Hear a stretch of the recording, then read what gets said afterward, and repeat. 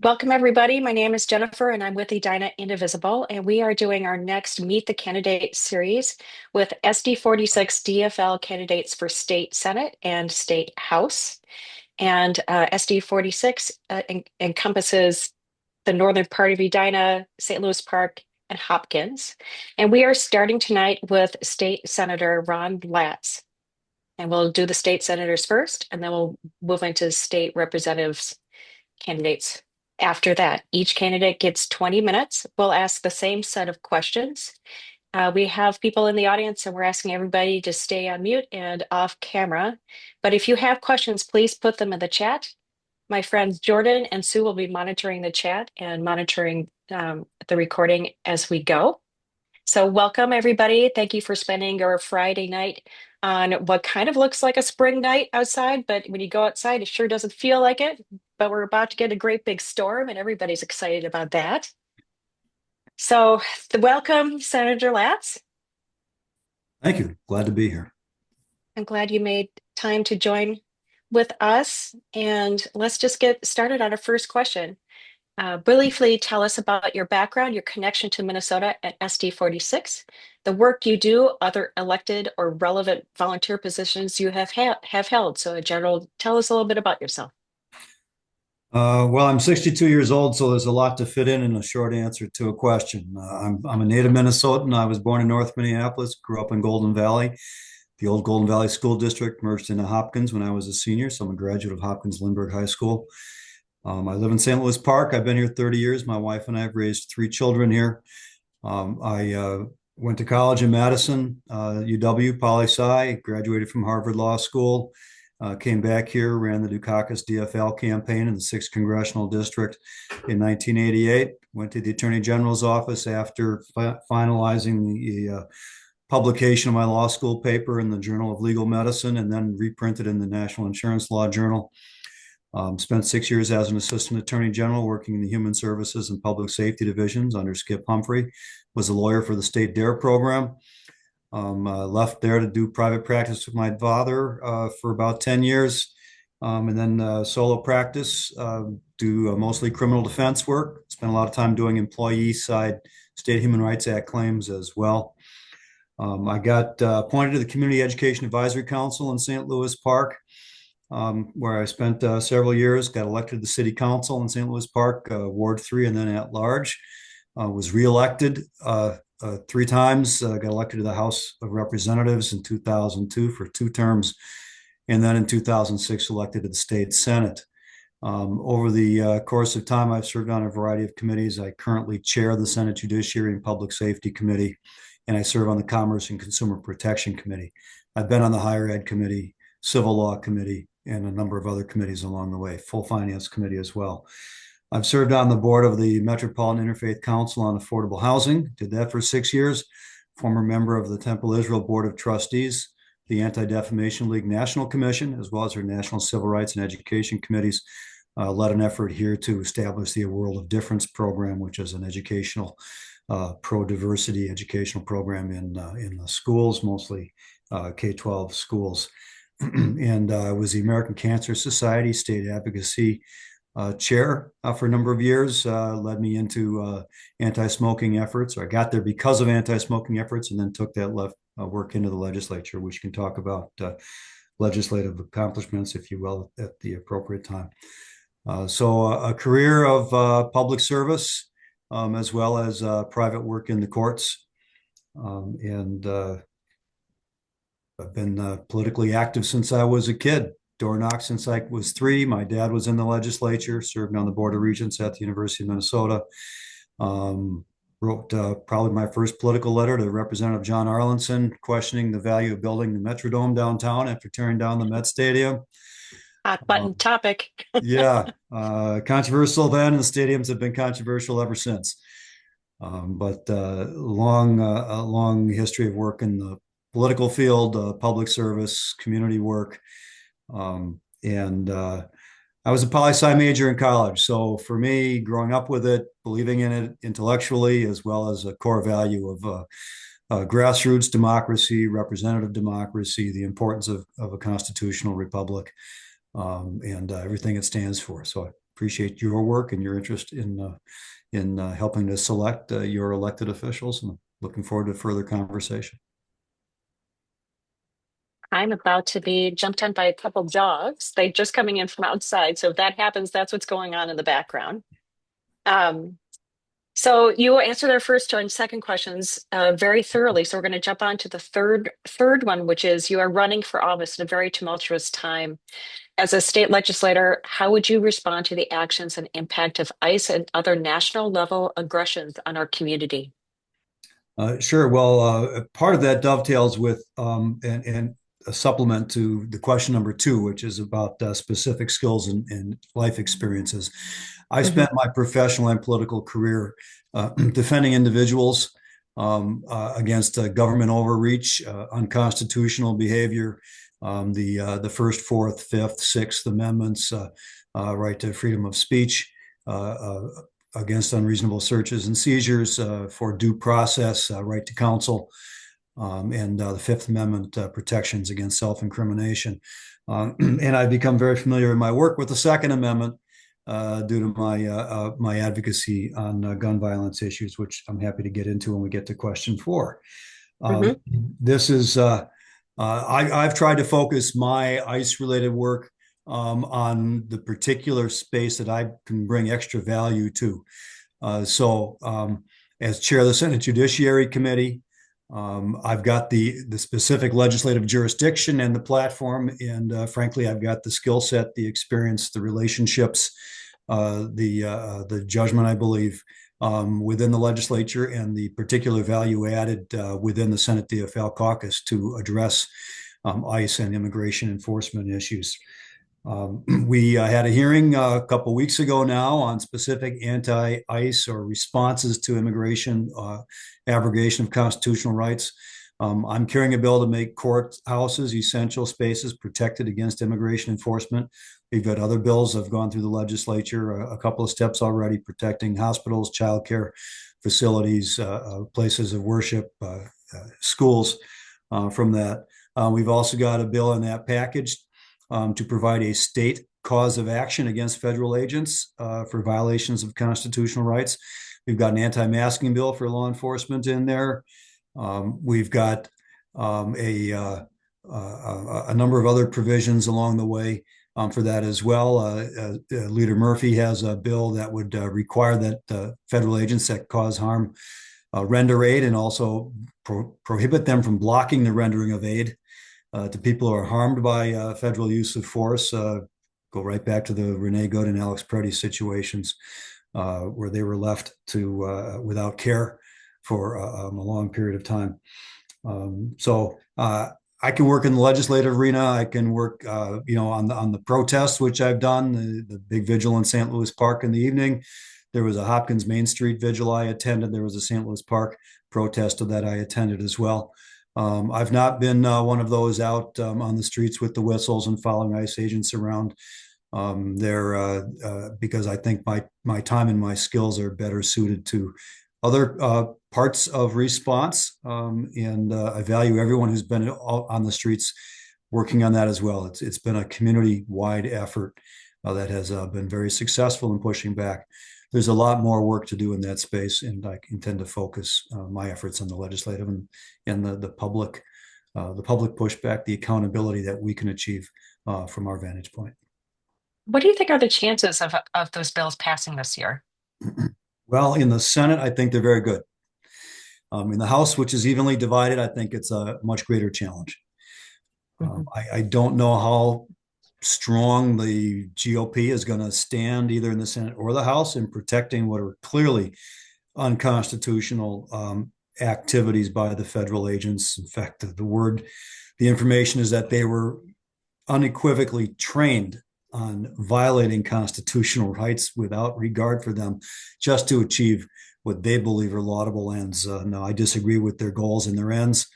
Certainly, in most situations, overly aggressive and often illegal immigration enforcement. But the chances of them becoming law, I think it's a little difficult on that, mostly because I think in the House, they're probably not going to bring it up for a vote. All right. Well, onward and upwards. Let's go to the next one. If reelected, which committees would you continue to serve on or join? And what are the two top issues you would advocate for? I serve on two committees right now, the Judiciary and Public Safety Budget and Finance Committee and the Consumer and Protection Committee. I would seek to continue to serve on both of those committees. I've served on others along the way, as I already described. But at this point in my career, I've developed a deep expertise in our justice system, in the courts, in public defense and legal aid, in the funding mechanisms, as well as the importance and value of those parts of our justice system. I've got relationships with the agencies there and become, I think, a trusted and leadership voice on those issues as well. Because I work in the criminal law field, I've become the go-to person on most of the criminal law reform and the justice reform initiatives, both holding law enforcement accountable, training them, and passing laws to rein in their behavior as well. I'm not an anti or defund the police person. I'm a let's fund them well and have high expectations for their behavior and their conduct for all of our communities' public safety. I have done a lot of work on gun violence reduction. I wish to continue focusing on those issues. I carried and passed the two most significant gun violence reduction initiatives in the last 20 years in Minnesota, the Universal Background Check Bill and the Red Flag or Extreme Risk Protection Order Bill. I intend to continue work on those. Our agenda today, we spent 8 hours in the Judiciary Committee I chaired specifically on reducing gun violence, including assault weapons ban, magazine capacity limits, bans on ghost guns, on binary triggers, on funding school safety positions, on funding of violent crime enforcement teams, on redirecting prosecutorial resources and law enforcement investigative resources, on non-lethal firearm cases, which have been proven to have the effect of reducing homicides and fatal incidents as well. There's just so much more to do there. Also want to focus on my efforts on affordability. We've done a lot with paid family medical leave, earned sick and safe time, $15 minimum wage. In 2023, I'm focusing on affordable housing accessibility now, both expanding funding for the Minnesota Housing Voucher Program, the Bring It Home program, and working collaboratively with landlords to incentivize them to accept Section 8 housing vouchers. The federal program is a mess. Landlords run away from it as quickly as they can right now. We can't solve the affordable housing program without a long-term, sustainable, collaborative approach. I've got a plan to do that, to reduce the barriers to regulation, to do it without forcing them into federal contracts, to bring them voluntarily into the program, and to make it easier for them to comply long-term. And then finally, defending democracy is an issue I want to continue to work on. All of these issues are going to be long-term, not just this spring, but well into the next 4-year Senate term. We've already talked about the importance of defending democracy. I think it's really under threat right now. That includes election integrity, but also because of my professional and political background and my knowledge set, I think I'm particularly well suited, and I'm the only one that can bring that level in this race, that can bring that level of knowledge and experience and relationships to bear to get these things done. There is a learning curve, like in any job.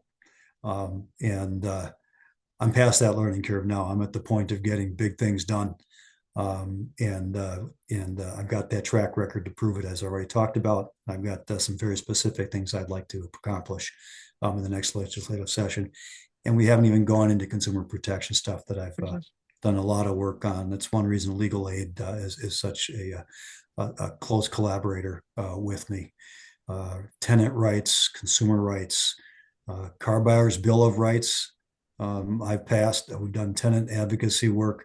I've done work on people focus on debt collection. We've done work on access to tickets for concerts where the bots and the groups are buying them up, and average fans can't get in, even line electronically to get tickets. So a lot of work in that space as well. It's another major passion of mine is consumer protection. I wonder, just to go back to your work on democracy and voting rights, are there any major bills that are being presented at the state level around this? This year right now, I can't tell you if there are any specific initiatives. We've been working on it for quite a few years now, and Senator Carlson is the chair of our elections committee. But it's really been a whole caucus effort on that to make sure that we have accessibility to voting, including early voting, no excuse, absentee voting, lots of training as well. So we're in pretty good shape right now. Elections are run by the counties, even though the data is guided and maintained, and the laws are guided by the Secretary of State's office and Steve Simon, who is a former legislator from this area as well. We've got to make sure we defend our county and our local election workers against false accusations and protect them quite literally. And so that's one thing I'm very worried about is that the use of this quasi-military federal law enforcement around our communities, I think, have been in part to set up our accessibility or our willingness to accept militarization on site. I'm very worried about how that's going to play out in the upcoming election. That's another thing that we'll be focusing on. I'll strongly support Secretary of State Simon in those efforts. We have a couple questions for you. The first one is from Frank, who asks, "What is your position regarding balcony solar, and how do we get more rooftop solar and batteries installed on businesses such as Jerry's Food Store, as an example?" So green energy and Sure. Well, I'm an avid supporter of our green initiatives, of our zero greenhouse gases by 2040. All alternative energy sources, solar being a significant portion of that. We've had a couple of solar manufacturers in Minnesota. We've got deep competition with China on those. China's found a way to develop them and less expensively and to sell them here. And as far as I'm concerned, for solar, it's an all hands on deck thing because climate change is real, and it's an existential threat to our planet.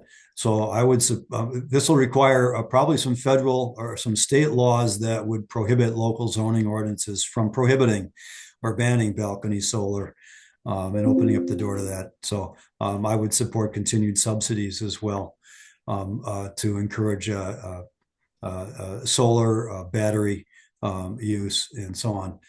You get into these issues, you get much broader. You get into AI and a siting of computer systems, and you get into all sorts of other generation of energy. But I strongly believe we ought to make as much solar available as possible and make it affordable for the average consumer as well. And we're going to have to build up that battery technology.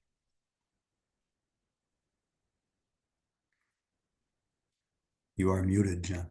I am muted. We have just about a minute left, and we've got a couple other questions That's quick. from people. Yeah, it was 20 minutes is short. How can people get in touch with you and ask? We'll share these questions with Senator Latz after the event. But how do you have like an email, or how do you prefer constituents getting in touch with you? Frankly, the easiest way to reach me is on my private email, ron@latzlaw.com. That's my law office email, but it's the one I use for general purposes, and it's the only one that I monitor personally. Also, you can see more information on my website, ronlatz.org. There is an email link there as well, although we've had some glitches with it, so we're working to overcome those. I do want to mention before we leave, I'm very proud to have the support of Edina Mayor Hovland, of my predecessor in the Edina representation, former Senator Melissa Lopez Franzen has endorsed me for reelection. Commissioner Heather Edelson has endorsed me. Edina Council members Jackson and Pierce have endorsed me. I'm very proud of that support. I know the Edina City Council has been very upfront on gun violence reduction initiatives, working to get rid of the statutory preemption by the state so Edina can move forward on that front as well. But proud of the support. Yeah, we're the second city after St. Paul. Mhm. That's right, That's great. and very proud of the work that Edina is doing on that as well. Mhm. Well, thank you so much for joining us. Our 20 minutes is up, and we've put your email and your website into the chat, and we'll send a follow-up to everybody who's attended tonight with the contact information from everybody that we're speaking to tonight. Did I give you my cell phone number there as well? No, yeah, go ahead. It's 612 Okay. 203 4979. 203 4979. And I Nice. welcome a Okay. call from anyone that wants to just have a direct one-on-one conversation with me. I'm glad to do it. Feel free to call on the cell. That's amazing. Thank you so much. And then the SD46 convention is March 22nd. Is that correct? That's correct. So if there are any delegates on the call tonight, thank you so much for joining. And you'll see Ron there. Thank you so much for all the effort you're putting in this democracy. Thank you. All right. Thanks for running again. Thank you. Have a great evening.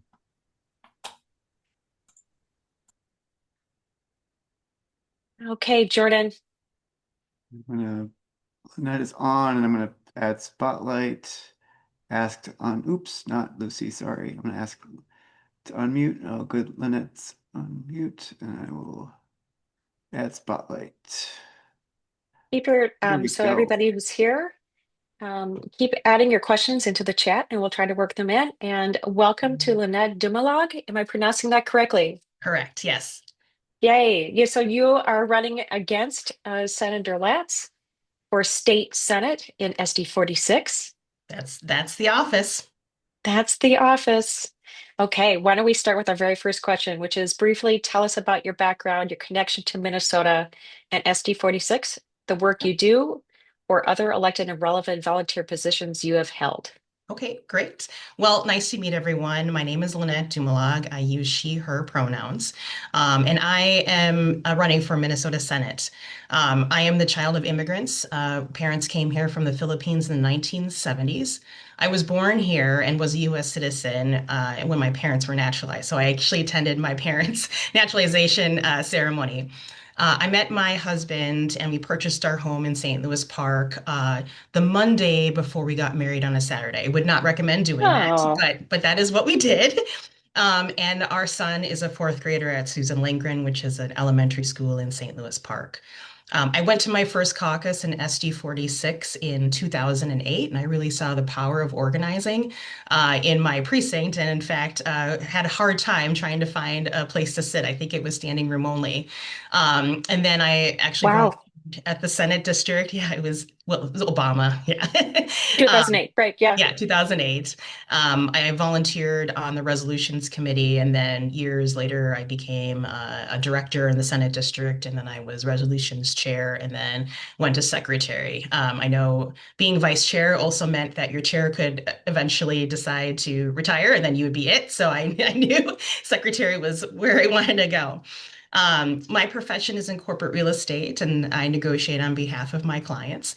So I've been doing that work for 20 years and saw the power of real estate negotiating and working with different groups to try to get a solution that was amenable to everyone. I've been in nonprofit leadership positions such as AN, which is one of the state's largest nonprofit affordable housing developers. I was board chair for 2 of those years where we saw a shift in how people thought about affordable housing. It was a topic that people just didn't think very much of, and then all of a sudden became the number one thing that people talked about years later. I'm also on the board of Catholic Charities. I was vice chair, and we are the state's largest shelter operator.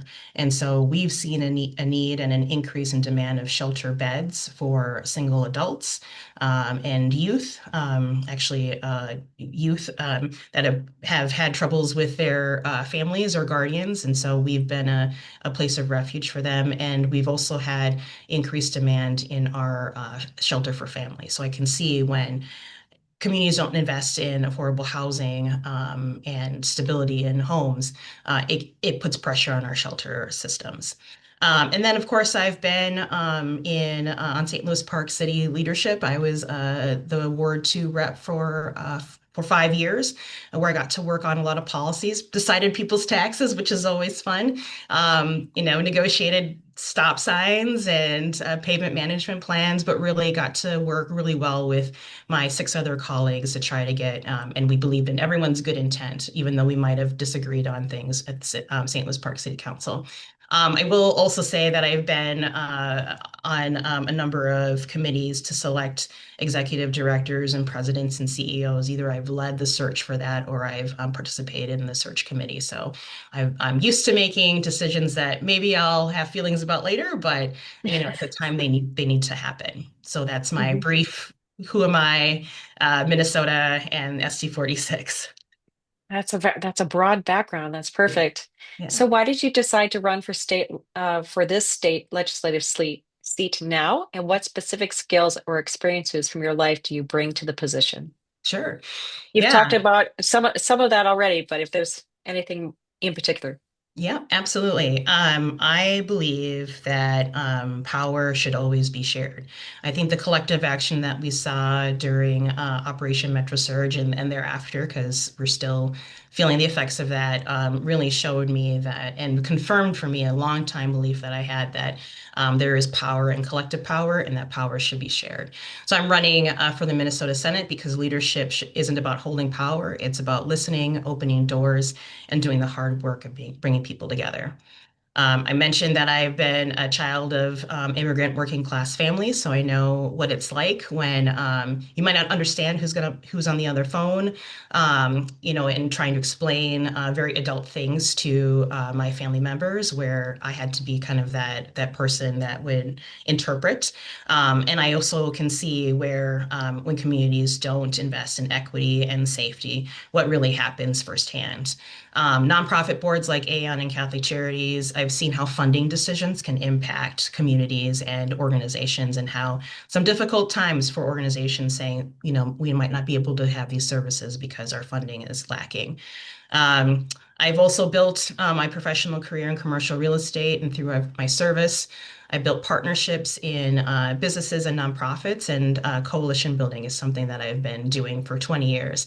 And I mentioned in commercial real estate, it is my job to negotiate on behalf of my clients. Sometimes I have to negotiate with my clients, and we have different partners that are all trying to get to the same result or end result. We might just argue how we get there, but that is something that I have been practicing for almost 2 decades, nearly 2 decades. Okay, over 2 decades. I'm older than that. So there you go. That's a great answer. Let's see. You are running for office in tumultuous times. As a state legislator, how would you respond to the actions and impact of ICE and other national level aggressions on our community? Yeah, appreciate this question. I am a child of immigrants, so I will tell you that for the last year, I've been carrying my passport. Since the beginning of this year, I've actually carried a copy of my birth certificate. I've had to explain to family members what to do if you are stopped, and would be on a number of text chains saying like, I'm hearing this, so be careful when you go through, to this community or that community. So that work has been obviously very personal to me. And I'll tell you what I have actually already done during this. I have been part of a small group that has supported a beloved Mexican restaurant in our city. And this group really made sure that folks were getting to the restaurant safely, and then Mhm. able to do their job in the restaurant safely, and then have them either give them rides home or follow them home so they get home safely. And so we've been doing that work since the beginning of the year. And I will tell you that firsthand, I've seen how this policy has really impacted small businesses. And this is something where, obviously this business owner knows that the community is with them, but there are times where, he would say to me, Lynette, when do you think this is going to be done? When do you think this is going to be over? Because I'm tired.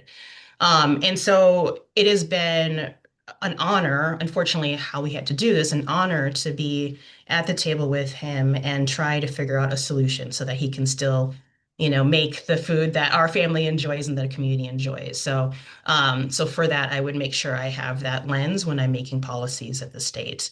I've also been a constitutional observer. I did respond to a rapid response request in our city, and a constitutional observer was forcibly taken out of his car. And I was there, and I had a conversation with a fellow St. Louis Park neighbor.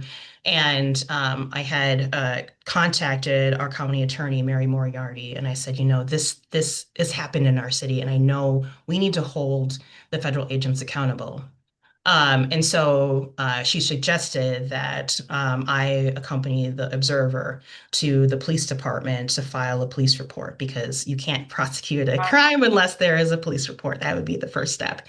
Interesting. And Hmm. so, unfortunately, the laws are such that if someone were to experience an incident that involved another agency, a federal agency, the local PD can take the report, but they have to share it with the other agency that the person experienced this with.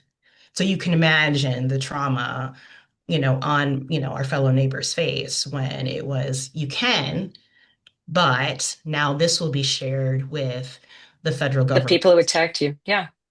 And Hmm. so, for me, making sure that if the law, state law isn't clear on how to keep agents accountable, we should make that clear so that we can go to the police department and go to the people that we trust and say, this happened to me, and we need to keep folks accountable. So that's something that I'm very much interested in. The third and last, I swear, last story about this is I believe that if you have an opportunity to do something, if you have an opportunity to move something and impact, and maybe you might stress a couple relationships, I think it's worth taking that. So if you recall I think it was mid January, there was rumors that there was a developer who was selling a site in Shakopee to the federal government for a 1,500 bed detention center. I happen to know the owners of that property. And so through my connections with commercial real estate, talking to a number of funders that I know that they're involved with, and commercial real estate is very much a family business. So I was talking to another developer that married the granddaughter of the original developer and said, please tell your wife because my family is very, very scared, and it's in Shakopee. And we cannot have this in our metro area. And then I thought, oh, another person that would be influential because this family is Catholic. And the number one Catholic in our state would be Archbishop Hebda. And so because I serve on the Catholic Charities Board with him, I sent him it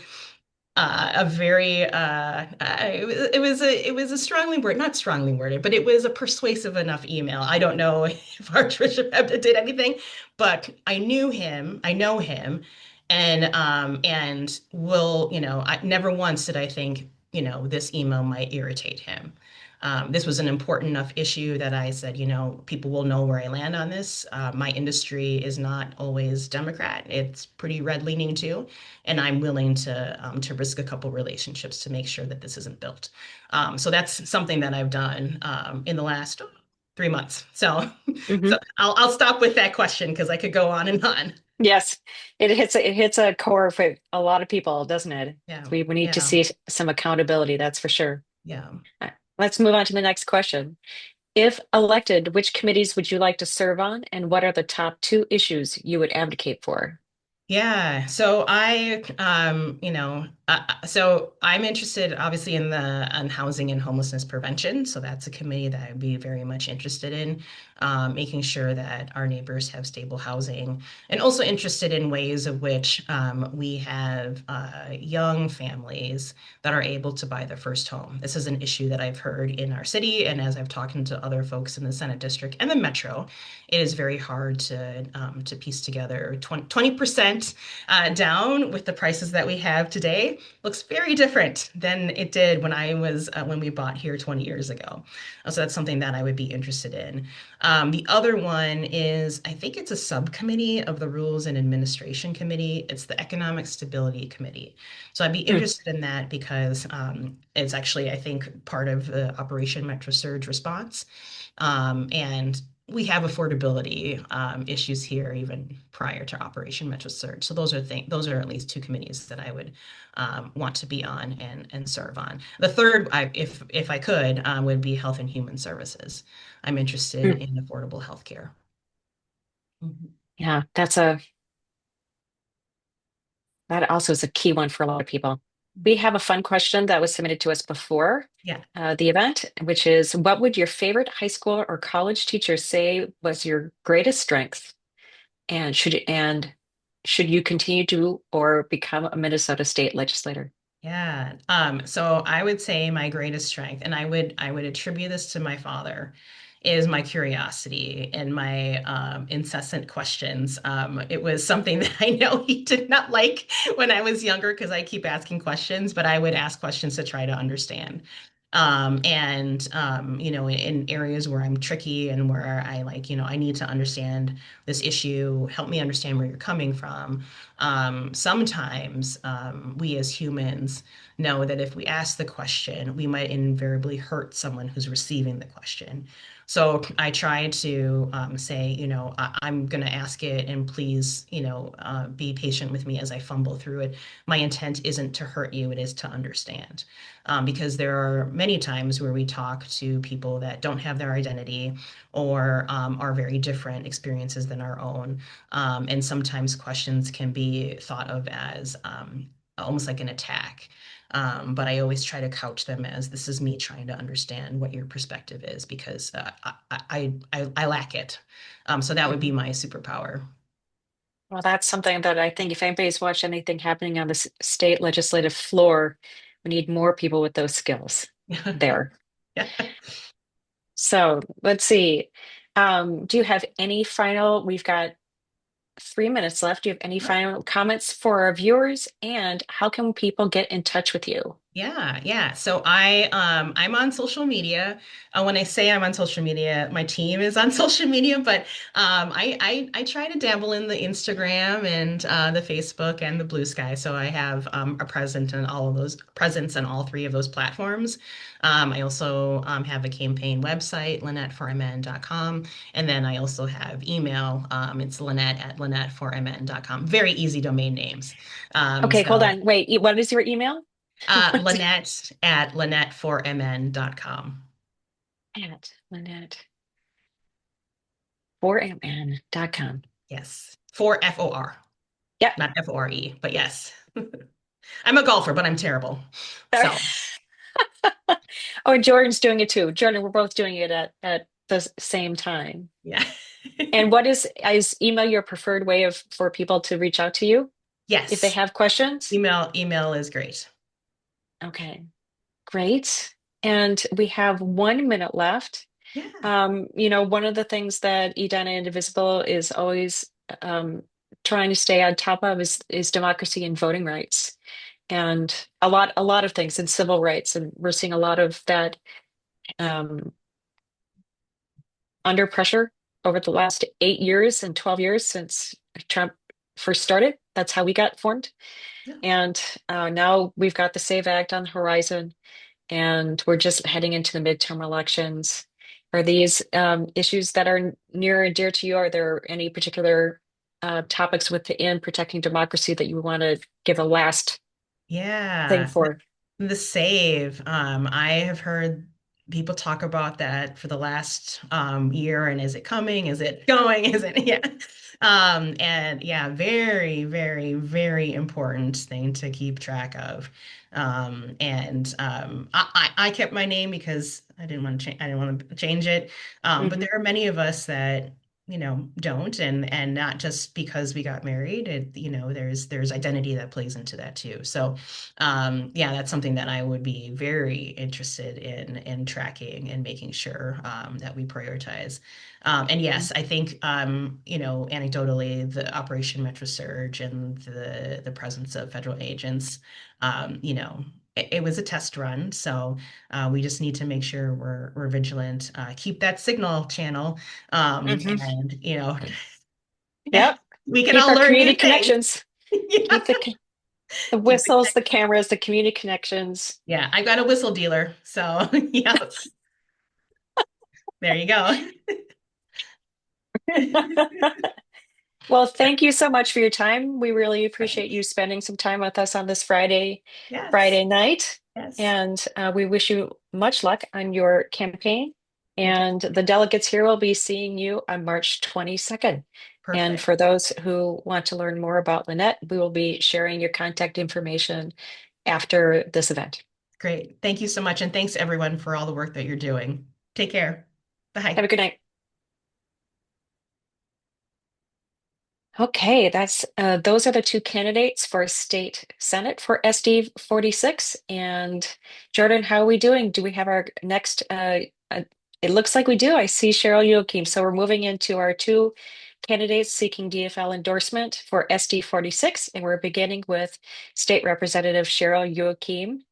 Welcome, welcome Thank to our you. show. Thank you for having me here tonight.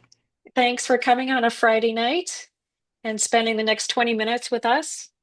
We Yes. are asking all the candidates the same questions, and so let's just get started with a brief. Tell us briefly about your background, your connection to Minnesota, SD 46, the work you do, and anything other elected or relevant volunteer positions have had. Yes. My husband and I have lived in Hopkins for 29 years. We've raised our three children here. He's a teacher in the Hopkins School District. I started my political journey getting involved because back in 2003, they were making massive cuts to early childhood and family education. And those classes helped me be a better parent, and I didn't want to see them cut. I got involved with an organization called Ready for K, which is now Think Small. They were teaching parents how to advocate for early childhood funding back when they thought we were basically stealing children from cribs. So they gave satellite grants to folks to start nonprofits. So I worked with a fellow classmate who ended up being a fellow ECFE classmate who ended up being on our school board and now is an early childhood teacher in Minneapolis. And we started a nonprofit called Start Learning Early. Did that for a few years as being a stay-at-home parent and waitressing at night. While my husband worked like three jobs besides being a teacher. And we taught parents how to advocate. I got involved in our Hopkins Legislative Action Coalition after that to be the E and the E through 12 to push for funding. And while I was doing that, that's how I got involved in the Senate DFL. And District 46 DFL in particular, besides starting a meetup with a few friends during the elections of 2004. I joined our Senate district, got on became a precinct chair, got on the Central Committee, did a stint on the State Committee, all the while as I began to advocate up at the Capitol for education. And when Senator Latz was running for Senate, I was his campaign manager. I should have said the first campaign I worked on was Steve Kelly's race for governor, and then Steve Simon's race for the House. But Steve Kelly ran Ron Latz's campaign for Senate and ended up being his Senate staffer for 8 years. In the meantime, right before that, kind of going backwards another year, I saw a disconnect between our city and the citizens they were serving, so I decided to run for city council. I had to try twice. Second time I made it after taking a Camp Wellstone class, and I became a Hopkins City Council member. So I was a Hopkins City Council member for 9 years. That was my night job, and my day job 8 of those years was as a Senate staffer. And then when my then state representative, Steve Simon, was ready to run for Secretary of State, he asked if I was ready to run for a seat, and I said yes. I was very honored to get the endorsement a contested convention, won the seat, and have been there now for, this is going on my 12th year. I like to say the origin story kind of shows the pathway somebody can take when they are at a stay-at-home mom working a few jobs while their spouse works a few jobs, and they just see something that's not right and they want to help raise their voice. And then also not to do it by yourself, but to bring people along with you. And that was a big part of my advocacy work, is trying to mentor and train people how to raise their voices too. Part of the way I approach this is something that we learned when our kids played soccer. All three of our kids played soccer. Two of them played in college, and our oldest, she played on a Premier League. And when she was playing, her coach asked her if she would be willing to ref in the summer as well as coach, and as well as being a player. And she said, well, yeah, I could use the money. He goes, no, you're going to get paid, but I want you to see the field from a different angle. And I had the opportunity to see the political field as an advocate, as part of the DFL, as a Senate staffer, as a city council member, and now up at the Capitol. And I think that helped me be a better legislator. Spent my first 4 years in the minority, then got very lucky. Our 5th year, we won the majority, and as Speaker Hortman gave me a gavel.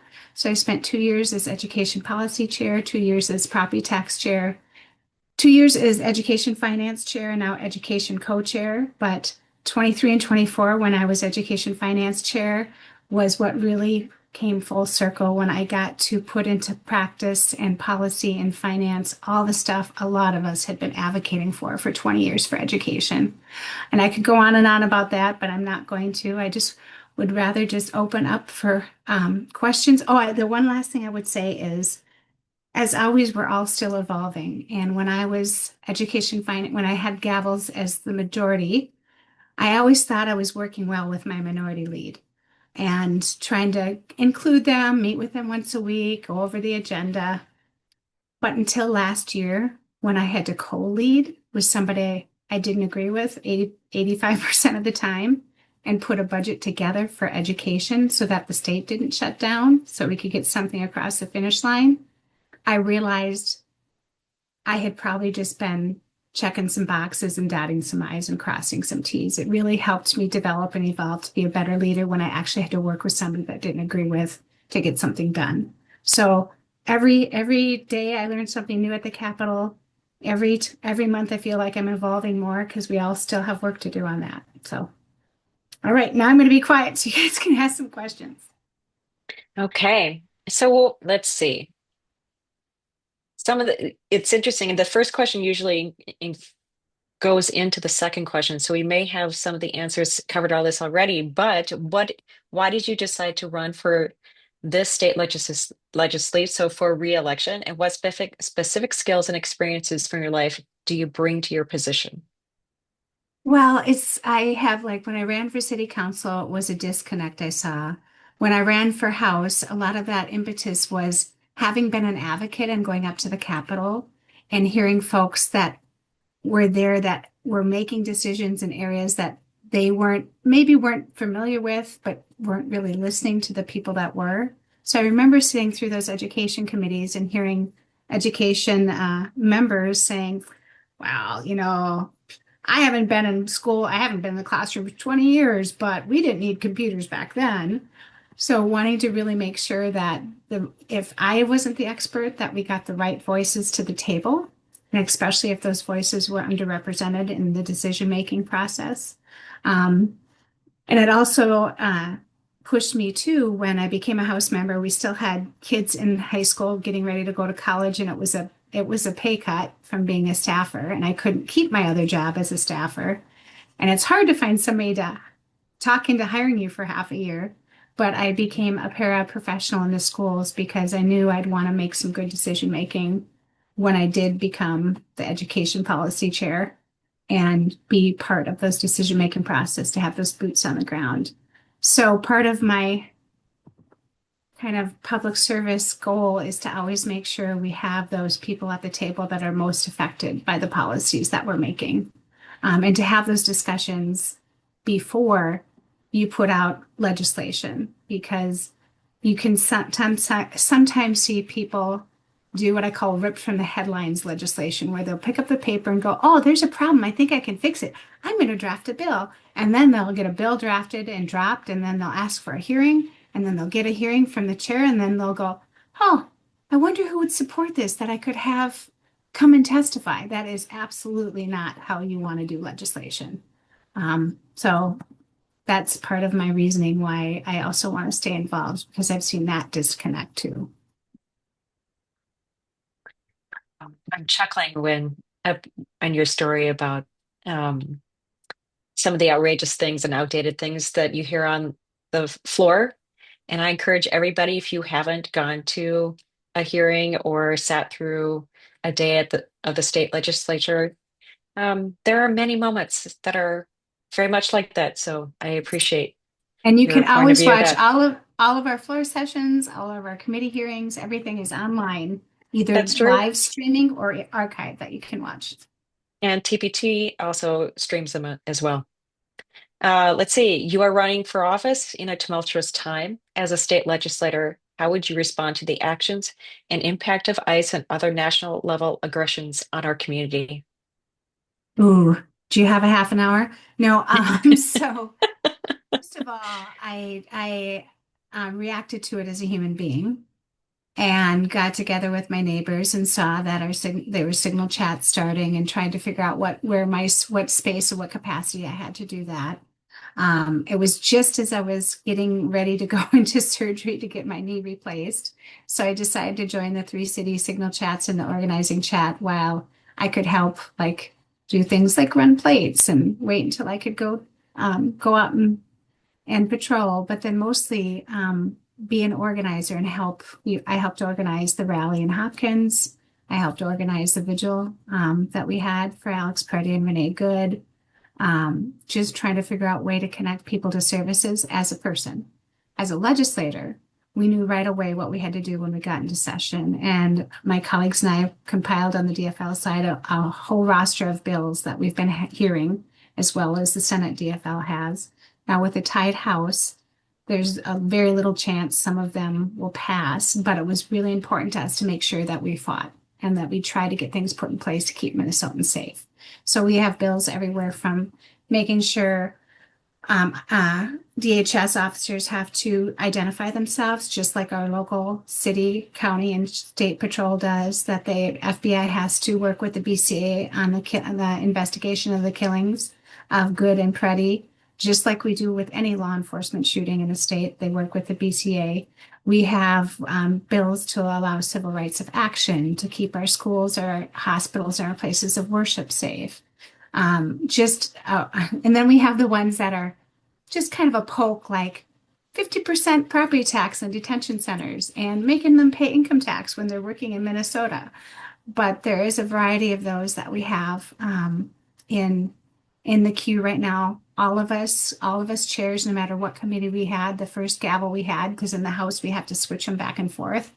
I had a hearing on how ICE has impacted our schools. An hour and a half of hearing lived experience and testimony from our teachers, our social workers, our counselors, our principals, our school board members, our community members, parents, to make sure that their voices were heard. Because we were also getting very tired of hearing, well, if you just comply, this would not be as bad. Don't get me started. If you just comply. Wow. If you were reelected, which committees would you continue to serve on or join, and what are the top two issues you would advocate for?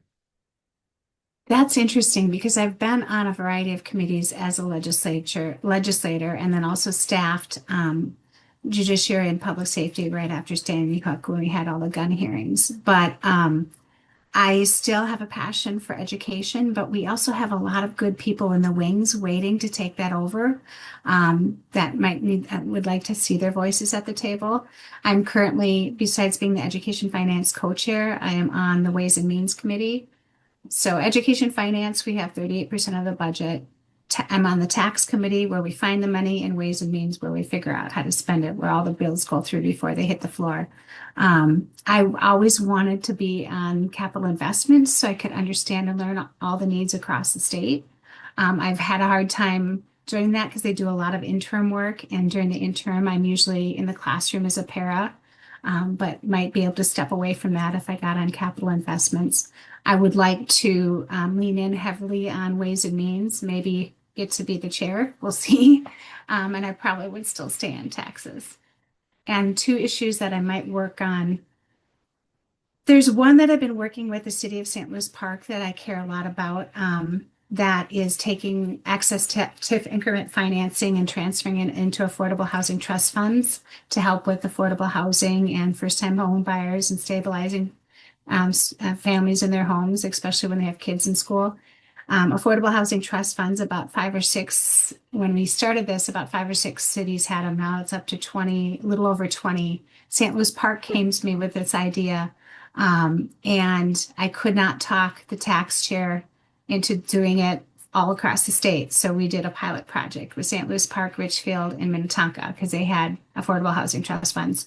Took 3 years of data, and it did an incredible job in building affordable units and stabilizing people, helping first-time homeowners. But unfortunately, Senator Rest did not like it and did not let us continue it. But that would be something that I would push because I think it'd be really beneficial across the state.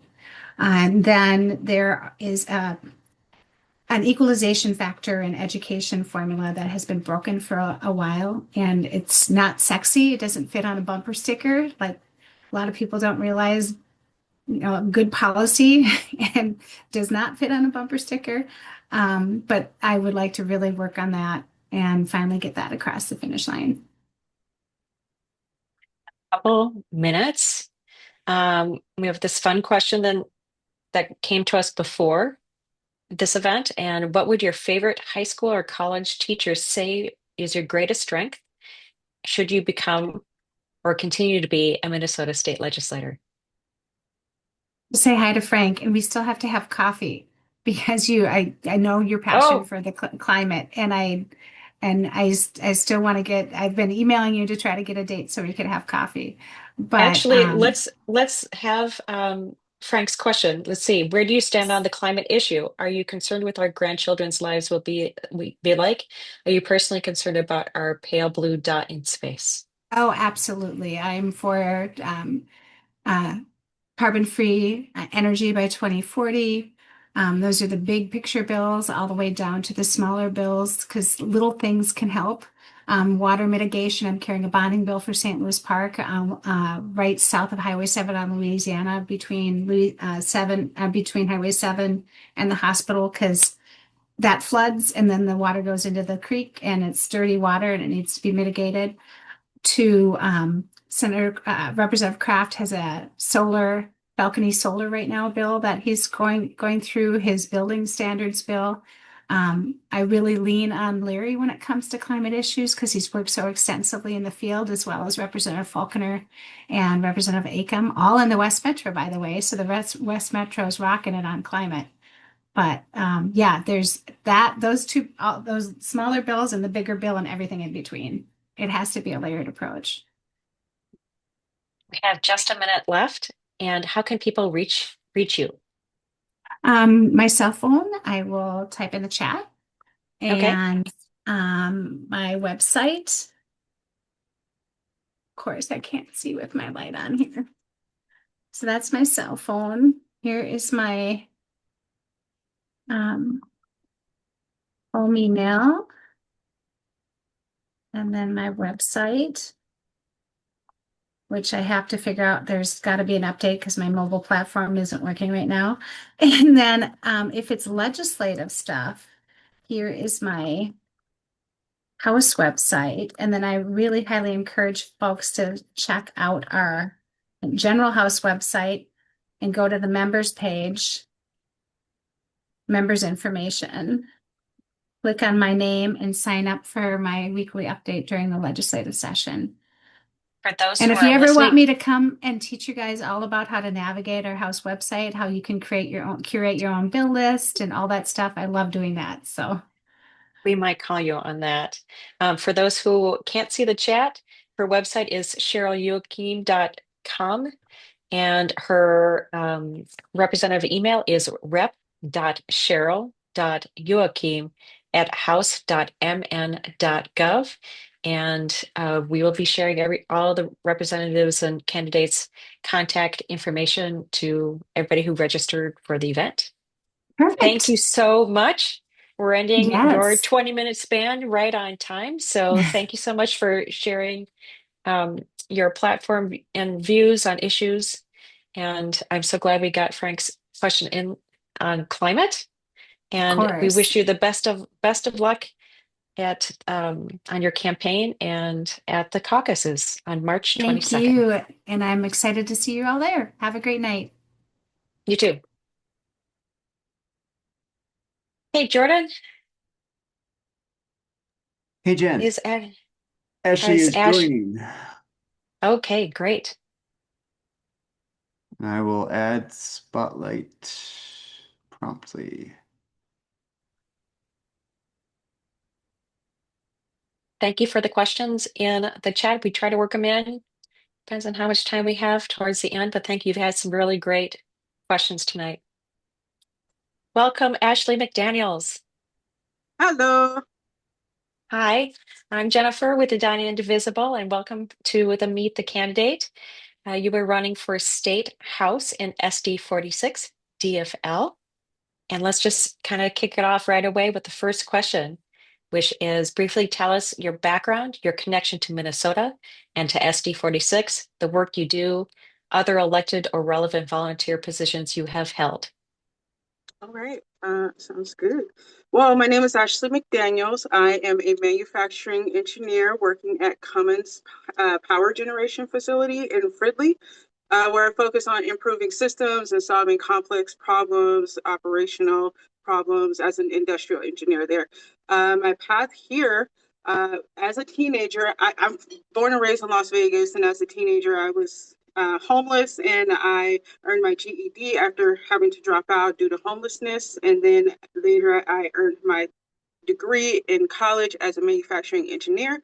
Once I graduated, I came to Minneapolis and started working at Cummins. And at Cummins, they place a great deal of emphasis on community uh, outreach and engagement and encourages volunteerism. I volunteer for Habitat for Humanity. I have worked with United Way and have really, that has played a role in my stepping stone to where I am now, which is why I decided to run for office because I felt like I could actually do more and I feel very qualified as an engineer. Where I solve problems for my employer, I could apply that to solving problems for the people in a general sense. I have to take myself off mute. Okay, that'll segue into our next question, which is why did you decide to run for state legislative seat now? And what specific skills and experiences from your life do you bring to the position? Okay. Well, I'm running.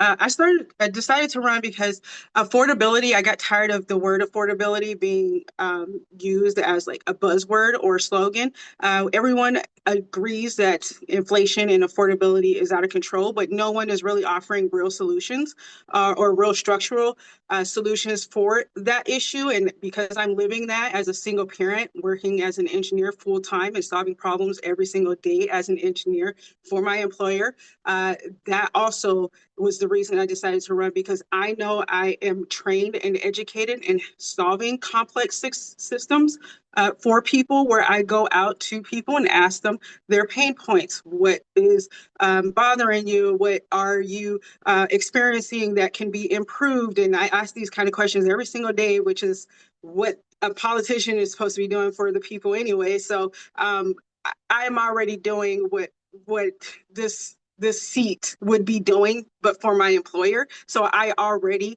have the experience. It's just in a different environment.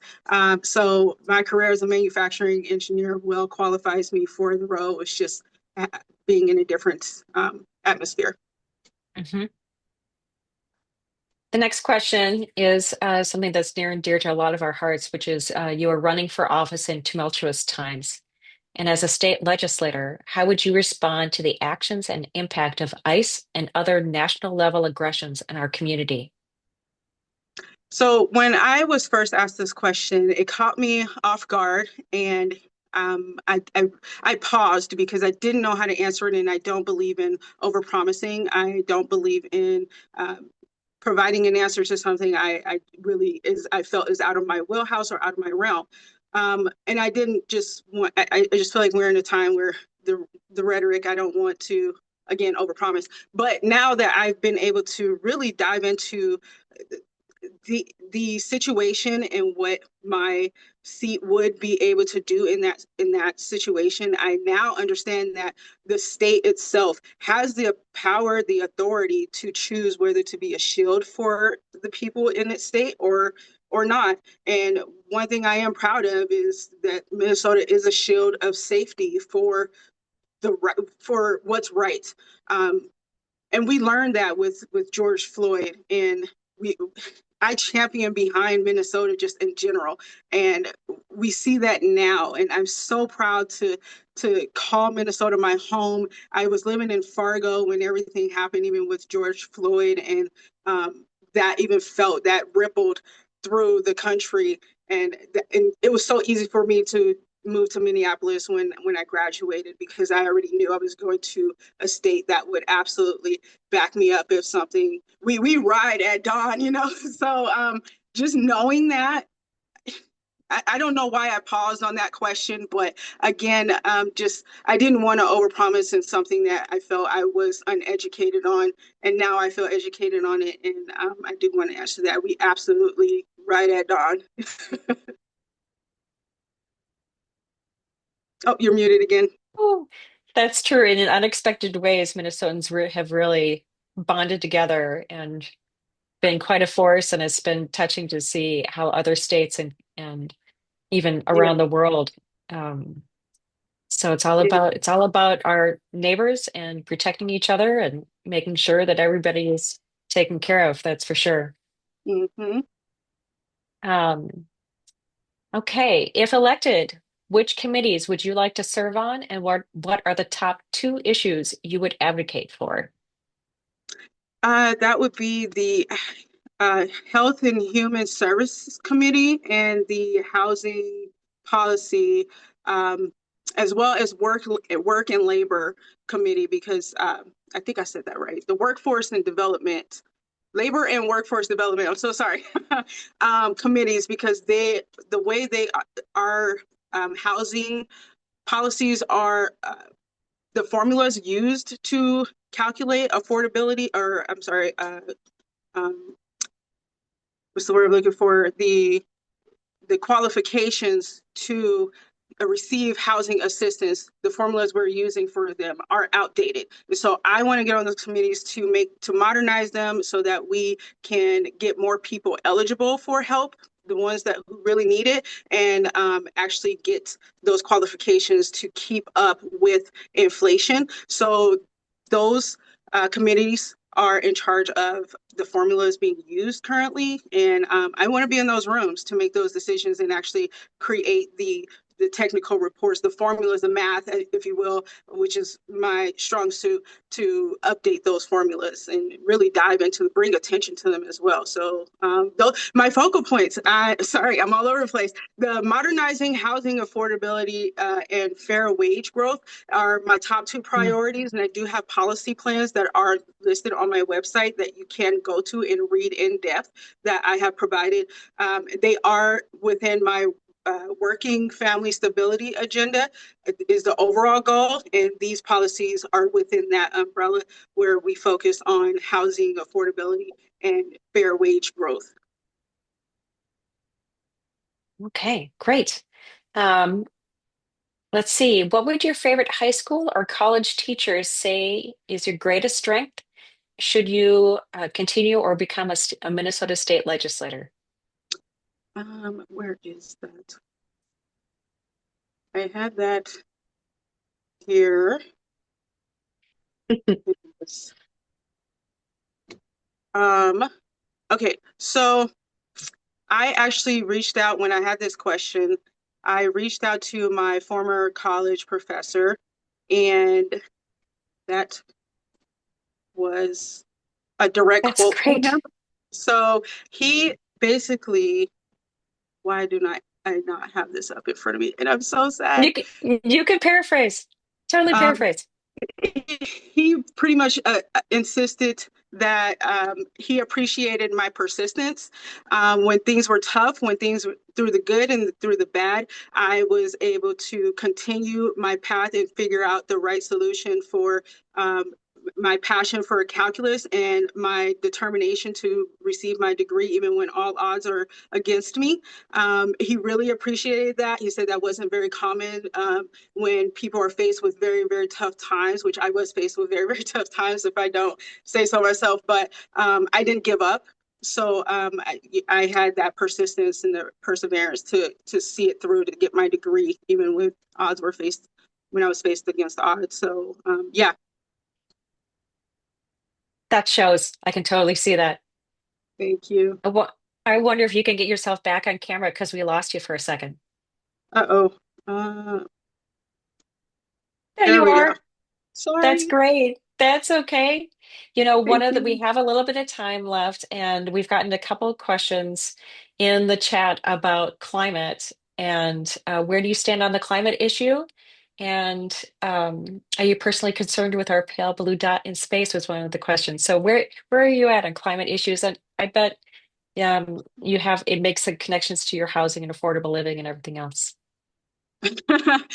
Climate, I believe in science 100%. Neil deGrasse Tyson is my favorite person, favorite person when it comes to that topic. And I do believe that global warming is a real thing, climate change is a real thing, and we need to listen to scientists. One thing I will touch on that really touches my heart dearly is the Flint water crisis that happened in Mm. 2015.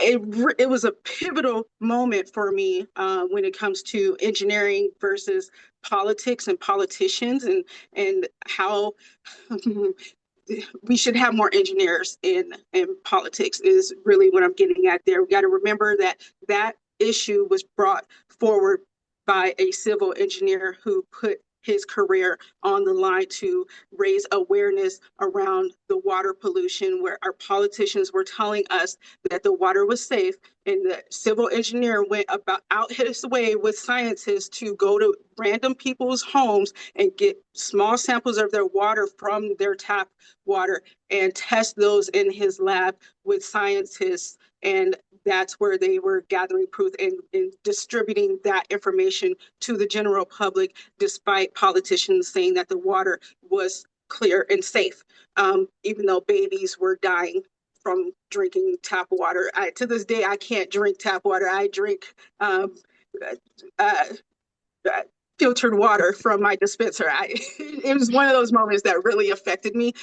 So I do believe in preserving our environment and making sure our ecosystems are protected to the 100th degree. And I believe it's important to have engineers in these seats that can read technical reports without filters and actually understand them. We have the education and the experience to actually understand when certain entities bring out these technical reports and they expect the general public to not understand what it even means. But that's why we need engineers and scientists, STEM people in politics altogether. Okay, and we've got a couple more minutes. One of the issues that I know a lot of people in Edina Indivisible really care about is the Equal Rights Amendment, and it has been a struggle to get through on the state level. Um, and we still don't have it on the national level. It's being held up in committee, and as long as Trump is in office, that's just never going to happen. But it's shocking with all of the benefits that Minnesota does provide for its residents that we don't have the Equal Rights Amendment yet on the state level. And there is an effort to make sure that it's put on the ballot for Minnesotans to decide this November. Can you share your views on the Equal Rights Amendment? Absolutely. That is something I feel very strongly about. When I think about the little girl who was homeless and wasn't believed when I was in a hospital, and I told them my situation of the pain I was experiencing, and they didn't believe me, and so I was turned away. The little girl who was living in homeless shelters and sleeping on sidewalks as a teenager. These are the things that I know if they were left up to politics, I would not have been able to make the decisions that I needed to make to create the future that I have now, which is as an engineer. But I come from very humble beginnings. And so those rights were paramount to me, for me to even get to where I am now and be an inspiration to my daughter and make sure that she has those rights that I was afforded as well. That's where I would champion that, because I have that lived experience in what these policies affect, how they affect people, especially the vulnerable, who would experience and be affected by it the most. And you would sit there in silence. You would suffer in silence and scream internally, and nothing could be done about it. And I don't want people to suffer in the way that I suffered and had to overcome. I don't want that to be the norm, and I don't think it should be right that just because I went through it, that means you should go through it too. No, I don't believe in that, and I would absolutely champion for us to continue expressing our full bodily autonomous rights 100%. Right. We have 1 minute left, just enough time for you to share how people can get in touch with you. Do you want to share your email or your website? My website is ashleymcdaniels46b.com, and I have my about me, my policy. I have 3 policy proposals there. Please read through them. Send me an email. And with any questions or concerns or whatever points that you want to address, I would welcome them with open arms to hear them out and get your perspectives on those policies. But I will say that I am the only candidate who is offering concrete plans of what I would do if elected to the seat to address affordability for working families, because that is my ultimate goal, is finally addressing this at its root and not using it as a slogan as so many have done before me. Great. Thank you so much. And you ended Thank right you. on time. So thank you All so right. much for sharing your 20 minutes tonight on a Friday. And we wish you the best of luck on March 22nd at the SD46 convention. Bye. See ya. Thank you so much for everybody for joining us and sharing your Friday night with us with the four candidates. We'll be sharing their contact information to those who have registered for tonight afterwards. So check your email in the next couple days. And then we have a couple events that are coming up.